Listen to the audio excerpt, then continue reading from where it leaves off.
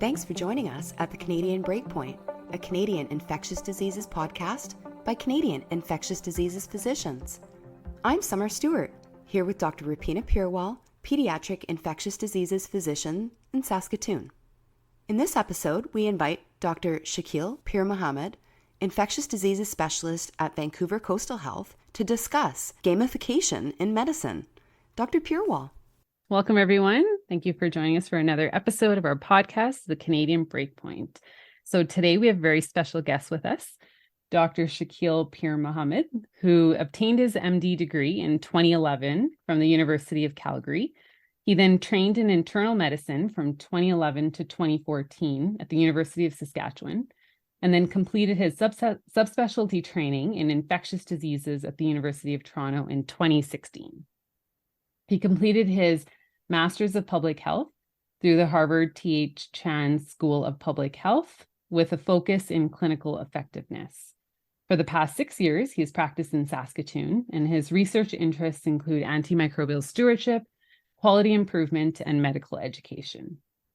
Recently, Dr. Peermohamed joined the Division of Infectious Diseases at Vancouver Coastal Health, and in his spare time, he enjoys playing tabletop games, escape rooms, stand-up paddle boarding, and making his own cold brew. So awesome. Thank you so much for joining us today, Dr. Peermohamed. And today we're going to be talking about a really kind of a newer concept, and we haven't really done anything like this on the podcast. We've had a lot of discussions around medications, and we've done a lot around microbiology recently, but we're going to be talking about gamification. So I think without further ado, I'm going to let our expert here explain kind of the concept of gamification. Great. Thanks for having me today. Pleasure to chat on this exciting topic. So gamification is the idea of using game mechanics, elements, and principles of playing a game, but applying it to a non-game context to engage users in a different way. So there's lots of different examples of what are called serious games. And these are entertaining games, but more importantly, they're used to promote learning and promote behavioral change. And so recently, I know that you've implemented this. Obviously, the reason we're talking about this today is because we've implemented some of this concept in medicine, and specifically because your interest around antimicrobial stewardship. Can you kind of walk us through, like, how did it come about, or where did this idea kind of come from? Sure. I think we're always looking for new and exciting ways to teach concepts related to infectious diseases and antimicrobial stewardship. I think during the pandemic, we were also trying to find new and exciting ways to engage our learners, especially using virtual platforms. So that certainly precipitated some ideas related to medical education and using gamification as a technique. Personally, I love playing tabletop games and escape rooms, so I was curious about how we can combine a game like an escape room or puzzles to engage medical students and internal medicine residents to learn more about infectious disease, antimicrobial stewardship, and also help them achieve their learning objectives too. Got it. And so while you were out here in Saskatoon, is that kind of when, like, was there an initial pilot project that started? So we were keen to develop an antimicrobial stewardship themed escape room. And there's been lots of really great examples of escape rooms published in the medical literature from a wide array of different disciplines, including radiology, toxicology, dermatology, anesthesia as well. And so we wanted to create one for first year internal medicine residents. And so we started out by looking at what are the key objectives of training from the Royal College relevant to infectious disease and antimicrobial stewardship for internal medicine. And we identified 10 key learning objectives. And from that point, we then built a variety of different puzzles that would test those ideas. Yeah. And once we kind of created small beta versions of those puzzles, we pilot tested them with some second year internal medicine residents to trial them out. And if it seemed like a good fit, then we got together and built the actual puzzles and using different arts and craft supplies. And we were able to collaborate with our simulation labs on campus to use their technology. So we had access to TV screens and mannequins and a two-way mirror so we could watch students as they progress through the escape room. So then we actually built and designed everything. And then the next step was probably the most integral part of creating an escape room, and that was pilot testing. So testing it out with some second and third year internal medicine residents, and also some friends and colleagues outside of infectious diseases to better understand the game mechanics, the flow of the game, get a good sense of how many people we wanted on a team for the escape room, and then make some final tweaks to each of the puzzles before going live. And then currently, like assuming that this escape room kind of went forward, where was what interface, or kind of like how could like viewers or other public access the escape room? The escape room that we built was an in-person escape room using our simulation lab on campus. But there's been some emerging literature about creating virtual escape room platforms. And the huge benefit of a virtual platform is that there's more flexibility in terms of timing for students and learners to participate. It's easier to reset the escape room by a click of a button rather than spending 10 minutes to reset all the locks and everything. And so there's greater flexibility, and you can also maybe make more easier adjustments to puzzles and create more variety with a virtual platform. So I think that would be a cool project to work on next, is developing an antimicrobial stewardship or infectious disease themed virtual platform. So that way people from all around the world could participate in that type of learning activity. That's awesome. And then after the escape room, were there other projects that you guys already kind of took on that have gone live? So one of the other projects that I was involved with was creating a game called Microbial Pursuit. I'm a huge fan of simple, quick games that you can play on your phone. A good example would be Wordle. I'm guilty of still playing Wordle to this day. And Wordle's a great example of a serious game that involves a lot of gamification elements, creating rewards for the player by keeping track of your winning streaks to incentivize you to return back to the game and be motivated to try again. Also being able to keep track of your kind of player statistics and a histogram that kind of outlines that, and being able to share on social media and share your scores and your stories with other people. So we were keen to create a game similar to Wordle and apps like that. So we wanted to create something that was more trivia based. And what discipline opens itself more to trivia content than infectious disease and microbiology? There's a huge, rich history when we think about all of the different pathogens that are out there, how they were found, and the history behind them, the infections they cause, the clinical syndromes, and the development of different antimicrobials as well. So we created a game called Microbial Pursuit, and I collaborated with a company called First Line, which creates antimicrobial stewardship mobile apps for healthcare providers and healthcare systems. So they were fantastic in collaborating on a game. And basically each day a new puzzle is presented, and you can access Microbial Pursuit online. It's a web-based platform. There's a new daily trivia puzzle where you have a series of 4 clues presented to you. And as you progress through the 4 clues, the answer becomes a little bit more easy to identify.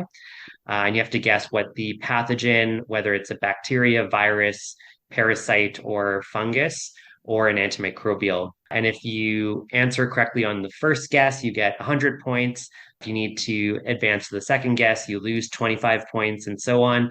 And we're keen to work on adding more features and more gamification elements to incentivize players and also enhance learning. Another key element that we're looking at would be the concept of spaced repetition, which is the concept that rather than trying to learn everything at one go, from a learning perspective, if you spaced out key concepts and learning materials over time, you're more likely to retain that knowledge. So, for example, from a game point of view, if Mm-hmm. you were playing today and you got a question incorrect, maybe that question pops up again a week or 2 weeks down the road to try and bring back that knowledge recall. Yeah, and so some of these concepts, I think, obviously reiterate the facts of, how we learn. So like with repetition and having, especially like some people are visual learners, so having the ability to kind of synthesize and process that information. So for me, I think I definitely have played Microbial Pursuit. So I don't know if I've done very well on it, even though being an ID doctor, but some of those questions were pretty hard. So, but it's one of those things that you want to, it kind of motivates you to go back and, I mean, first of all, you learn a lot, right? And you learn about the history, because I think all of us in our busy like clinical world life, we're not really focused on that anymore. And so it's kind of nice because you learn some background information on organisms that you don't see frequently or commonly in clinical practice either. So yeah, it was challenging though, I'm not going to lie, but it was fun. In terms of, so those are some of the advantages that I saw, like even, playing and moving through that interface, the Microbial Pursuit. So what are some of the other advantages or any like feedback that learners have given you guys to see, like, is this something that's working? Like, is this a concept that really has made a difference in medicine? Sure. So when we first did the first iteration of the antimicrobial stewardship escape room, we did study it, and we used a pre-post self-assessment model based upon those 10 learning objectives using a 5-point Likert scale. Okay. And we did find across the board that our first year internal medicine residents perceived learning through the escape room, and their scores for each of those 10 objectives improved from a statistical significant point of view as well. And so I think from a gamification point of view in general, I think it's a very exciting time because there's lots of new games being developed and different ways to try and study gamification and medical education. Mm-hmm. One thing to reflect on would be Kirkpatrick's training evaluation model, which comes up with medical education. And so with our project, we were able to get a sense that our students liked the activity and perceived knowledge acquisition Mm-hmm. through the activity. Kirkpatrick's training evaluation model has 4 levels, basically like a pyramid. And the first level is getting that reaction. Do your students like the activity? And we achieved that. People liked the escape room, and it was fun, it was engaging, it was educational. The second level is learning. So, to what degree do participants acquire the knowledge intended through that activity or skills or attitudes that you're trying to deliver? And we did achieve that through the self-assessment tool that we employed.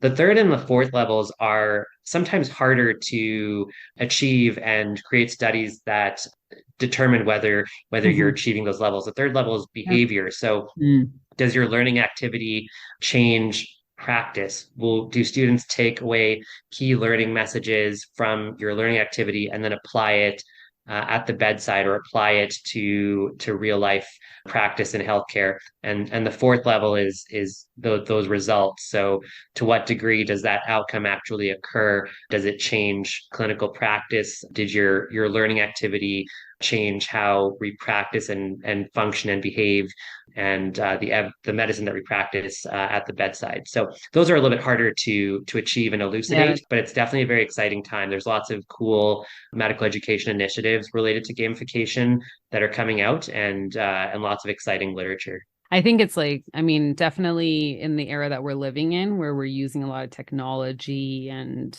I think everybody has like either like a phone or a device that they can access at all times. So I think using all of those, and I think we're kind of the generation in our kind of practice constantly had apps and tools like this to learn. So think this seems like definitely even more exciting for the future for all of, the students that are coming through med school and other degrees as well. But so in terms of obviously technology is the key here, right? We need technological advances that we've seen to help us have these types of games and apps and all these developed. So is that kind of the reason why it's taken so long to come up with this? Because it sounds like a fantastic idea. And I'm sure we've known about concepts like this before, but really like kind of what were the hurdles or challenges that I guess you faced when implementing this? And is that kind of was that really the rate limiting step for a project like this to come to surface? I think one of the biggest challenges with gamification in medical education is that it is fairly new, and there has been a surge of games, including tabletop games and apps and video games in medical education. Mm-hmm. I think one of the biggest challenges, though, that we're still trying to learn more about is finding that sweet spot where you have a serious game that is entertaining and engaging, but pushes the learner outside of their competence and a little bit outside of their comfort zone to push them to learn, but without creating a distressful experience that demotivates them or discourages them from returning back to the game and participating again. So I think that's the challenge with gamification medical education is you want to create something successful and powerful that encourages the user, the player to continuously come back to the game to support their learning, because that ultimately would be the main goal here. Yeah. And I mean, I can definitely see like the advantages of having something like this, right? Because it's on your fingertips and you're also like not having to open up a textbook to learn all this information and not be overwhelmed, right? Because you're getting small doses of information and then you can go on with the rest of your day. And I think in our generation of learners, that's something that I think most of us would appreciate, right? To have instead of read a textbook of like 50, 60 pages, right? So it sounds like something that should be introduced into concepts are like universities and other workplaces. Do you know that, are they implementing this, or is there something still that's, you would look at as like a disadvantage in a certain field that you wouldn't implement this? I think creating games in medical education is very innovative and very exciting, but it Mm-hmm. certainly wouldn't be our only strategy and certainly wouldn't replace our more traditional approaches to teaching our students. But it can be an effective way to reinforce concepts and be more stimulating and encourage learning, especially if it's done in a safe space. The escape room experience is akin to simulation labs that we still use in medical education, been using for years when we're teaching how to perform a mock code, for example, or handle very high stress situations to Mm-hmm. practice those types of scenarios. So an escape room is almost similar to that. And so some of the concepts and ideas behind gamification medical education aren't maybe as new as we think. I think a lot of these puzzles and games True. have been around for quite some time. I think we're just starting to now introduce these concepts into medical education and push that, especially with a generation of millennial learners. I think it's also important that we adapt to their learning style and creating more flexible, adaptive platforms for teaching. In terms of, so if a center, like a physician wants to get involved and implement something like this, what's the starting like blocks for this, or how would you guide somebody? I think if you were interested in creating a serious game, or whether that's an escape room experience or tabletop game or a video game or an app, Mm-hmm. I think a great place to start would be by contacting your medical school or your PGME office or UGME office. And I think you'd be surprised by how much may be already there in terms of support and reciprocity to support these types of initiatives. When we were developing our escape room, I was pleasantly surprised by how much enthusiasm was shared by our PGME office to carry out and help bring this idea to fruition, and also how much support there was from the simulation labs on campus that were very keen to collaborate and help support the project. So I think a good place to start would be contacting your local institution and see what kind of feedback you get about the idea and what support might exist. I think collaboration is also critical to these types of interventions. You want to involve a good team of people from a variety of different backgrounds that can give you good insight on your puzzles and your ideas. When we play tested our escape room, getting feedback from second year internal medicine residents was very important to know that our Mhm. content level and difficulty level was at the right stage. Okay. But it was also important to get feedback from people outside of infectious diseases to better understand the game mechanics and whether our puzzles flow and make sense from a logical point of view. So yeah, that's, I think, really good information, I think, for our listeners who are, thinking about introducing a concept, or kind of, I think sometimes you just need some, like, a starting point, and knowing and having those supports, and knowing who to reach out to. So that's really good. So what are some of the newer, I guess, so you talked about Microbial Pursuit, and then you talked about your escape room.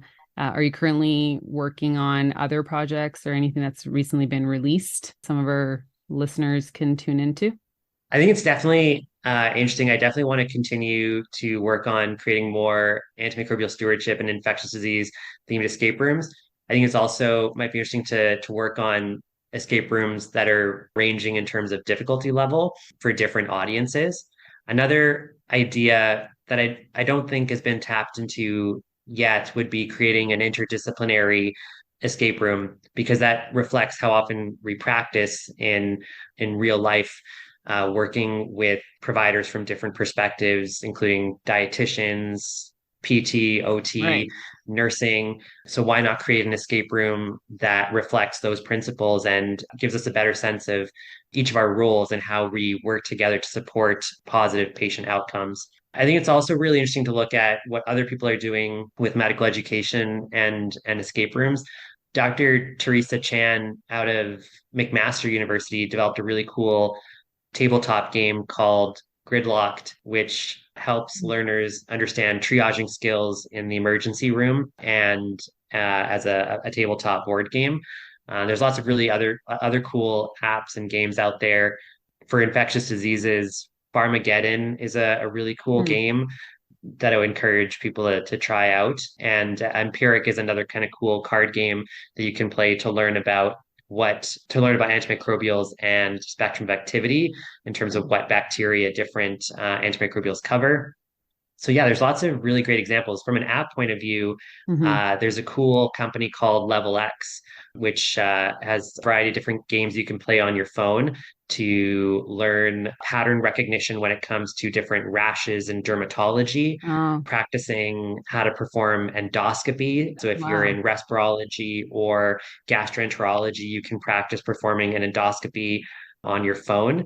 And I Wow. think there's also one for cardiac catheterization. So like cool techniques using a gamification theory and serious games to teach those skills and that knowledge. Awesome. I actually didn't know about any of those. So, I mean, it's so neat to see, like, it's so widespread over so many different fields. And I think definitely our listeners will be excited to tune into some of those. I'm definitely going to do that. The Level X sounds so cool.